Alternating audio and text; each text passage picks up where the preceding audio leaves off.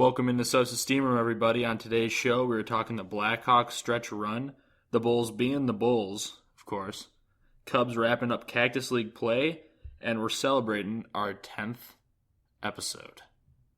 Hit it.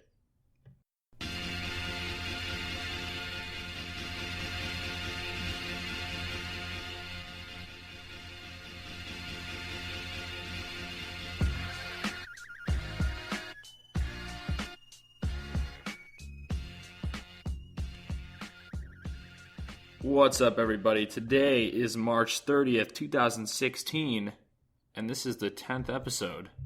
Double digits. Double digits. A 10-year-old. Of Sosa's Steam Room. My name is Drew, and the other host of this podcast is really the Easter Bunny in disguise. Or the Tooth Fairy. Or Santa. Only time will tell. I guess we'll find out. If Blake's coming into your kid's bedroom at like 2 a.m. to get a tooth, then you'll know. You know who it is. It's Blake. It's just Blake. Blake Van Pocky, everybody. And Blake, happy 10th episode. We made it. We made it, dude. We did it. Well, I got you a present. I see. If you hear that crinkling in the back. May or may not be sweet, delicious treats. It is, I got us Twinkies. So, I thought they stopped making those. They did for a little bit.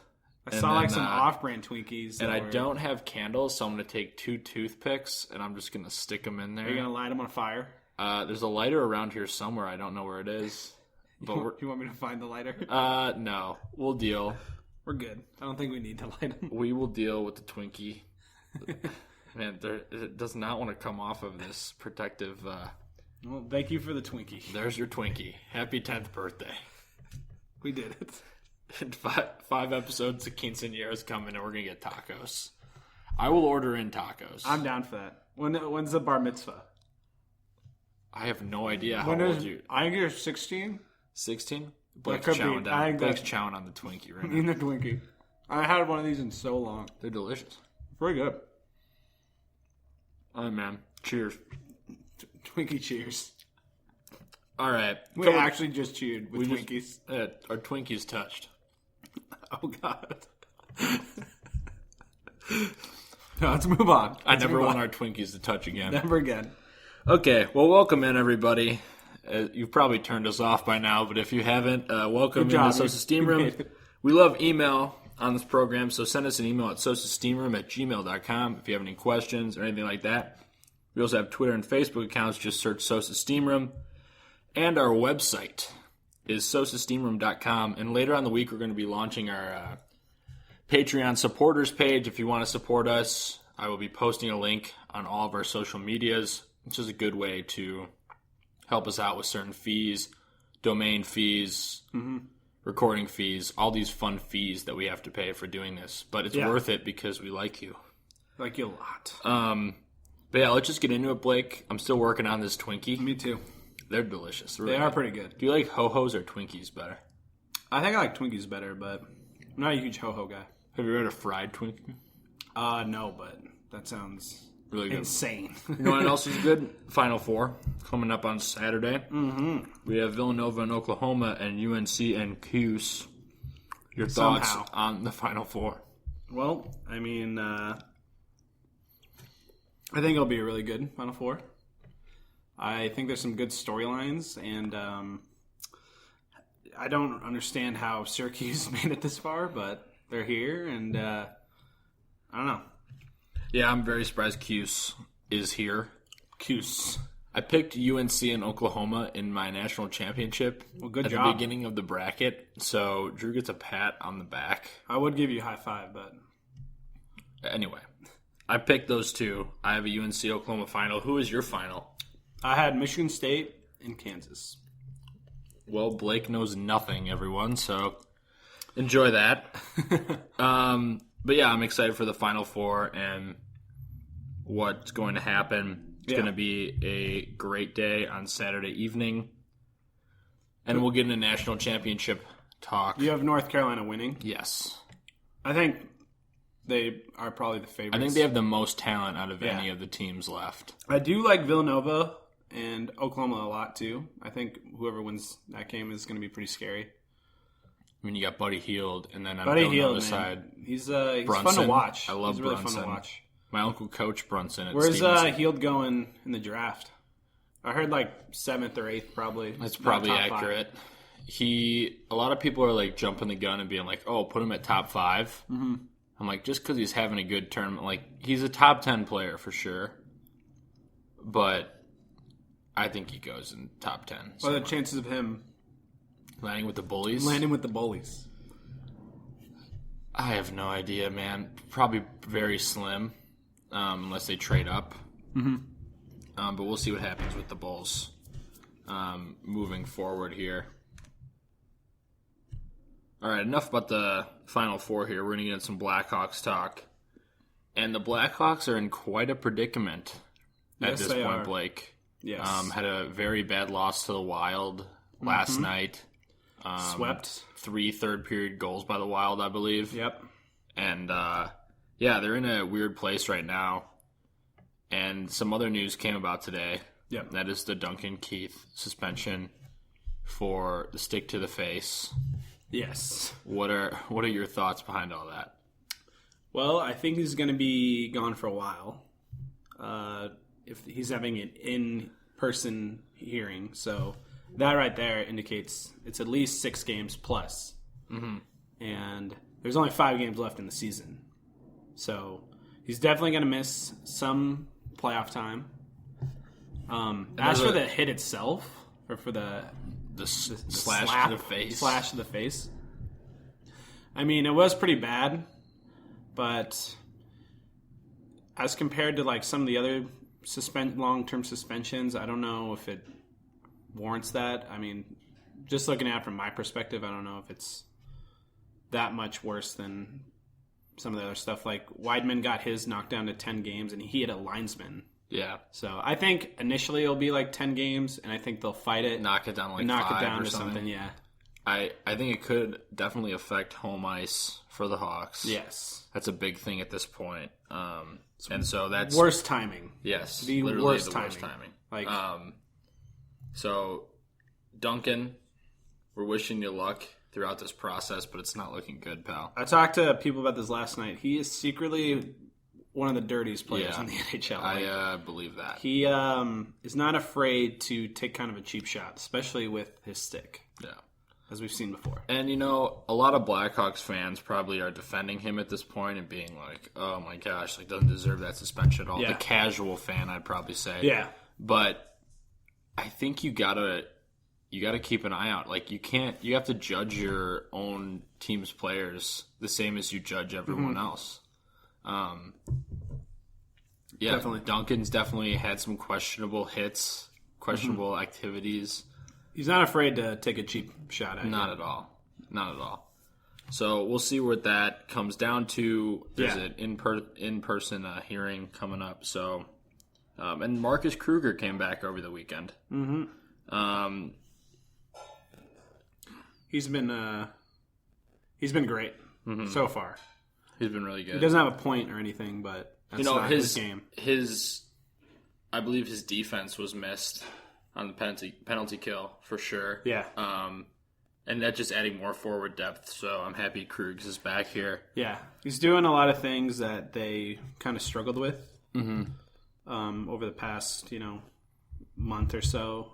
He's winning faceoffs, which is, believe it or not, has been a huge issue because everyone outside of Taves has really struggled. And then he gets the most short-handed time already. Q really trusts him on that penalty kill. So yeah, it makes that fourth line even better. Yeah, exactly. And let's just talk about this Wild Hawks game quick.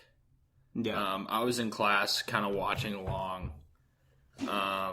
And Corey Crawford's still out. He's not even skating at this point. Yeah. Which is a cause for concern. And we'll talk about that too. Yeah. Your thoughts on the Wild Hawks game? From the get-go, they just didn't have it. Mm-hmm. I think they had 6 shots halfway through the second period. So, yeah, I don't know. Just whatever was wrong with them this year against the Wild, I mean, they can't figure it out against them. But, we'll see how it changes in the playoffs. But in their last 11 games against playoff teams, they are 0-8-3. That's against Western playoff teams. So that just kind of tells you how they've played against like better competition. So do you think the Hawks will match up with the Kings or the Ducks at this point in the playoffs if they drop a bit? No, I still think they're going to play the Blues. The Predators are hanging around, but they've lost a couple too. I think they've dropped their last two. And then just the rest of the season stuff, we have probably a pretty easy schedule from here on out. No one really that difficult. But, I mean, I think the Hawks at this point should try and avoid the Kings at all costs. Yep, absolutely. I agree with you. Priority number one. I mean, that's a team that's been there before, won multiple Stanley Cups. They're looking really scary right now, too. And that's never a good thing. Yeah. So you definitely don't want to face off against the Kings. Yeah. But you're not going to do anything in the playoffs without Corey Crawford. What are your thoughts at this point about his progress and his importance to this team? Well, he's not skating, which right there tells you a lot with 5 games left. They still expect him to be ready for the playoffs, but he won't be in any type of rhythm or anything. It doesn't seem like a for sure thing. I wouldn't even be surprised if they started off with Darling anyways. But I mean, it's nothing good from that as of now. So yeah, it's just kind of terrifying heading into the postseason. Yeah, for sure. Our buddy the Bread Man not producing as of late. Any thoughts on that? It's just he's I don't know. He's playing really tentative as compared to where he was. Not as confident. I don't think it's confidence. I just think he's trying to make the better play, like that really the perfect pass or whatever, and he's thinking a lot, and I think he's focusing on Kane way too much right now, which is not beneficial to either of them. Makes them better when they're both playing that attack style. So I think he'll be fine, but not good to see him dip a little bit in production. Yeah. All that being said, though, with all of these problems kind of going on right now, the Blackhawks have clinched a playoff spot. Yes. Unlike that other team across the way. All you got to say is forget the last month. Literally just throw it out the window. It does not matter. Just reset everything, and let's see where this team goes at the start of the playoffs. Yeah, absolutely. Yeah. Well, speaking of the other team, do you enjoy the occasional dumpster fire? I do. That's good, because the Bulls are a dumpster fire right now. The Bulls sit 2 games back of the 8th seed at this moment after beating Indiana last night in a game that, frankly, no one should have won, according to my observation. Yeah. It seems like this team has kind of completely given up on itself. Yeah, they're currently in basketball hell, which is the middle. Yes. They're not great. They're not awful, but they're just in the middle. They're in purgatory. Yeah. Yeah. So they're in the middle of it all, and it is not good. Yeah. But this has been a big week for me. This has been a really... Tell me why. Why has it been a big week for you? Big week for me. It's a lot of acceptance this week. Yeah. With the truth. Okay, and the truth is this team is not very good. Yes. I am full-blown lottery mode. Yeah. Get us in the lottery.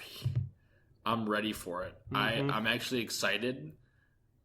I don't know if you guys remember, but a couple years ago, ping pong ball kind of bounced our way with a 0.8% chance. It's going to happen again. I'm going to get number 1 pick, going to get Ben Simmons, and Chicago's going to be saved. It's guaranteed. Forever. It's going to happen. But it's been a big week for me, is kind of accepting and going through some of the things I've written and kind of just processing When was the game where you were like, okay, this team sucks. I think it was the first New York game. Mine was the second. The second one? It was like, okay, it's over. They lost the first one, and I was like, they just lost. Like, they've gotten beat they got swept by the Knicks in the regular season. Good teams don't get swept by the Knicks. Exactly. They are not a good team. Awful. They're not. So after that 3-game win streak, the Bulls went ahead and lost to the Knicks back-to-back. The next night, lost to... Not the next night. Next game, lost to the Magic. That game was without awful. 3 of their starters. No Oladipo, no Vooch Island, I'm a big fan of. They were down 29 at one point, right? Is that wrong? I don't know. I think they were. But it wouldn't surprise me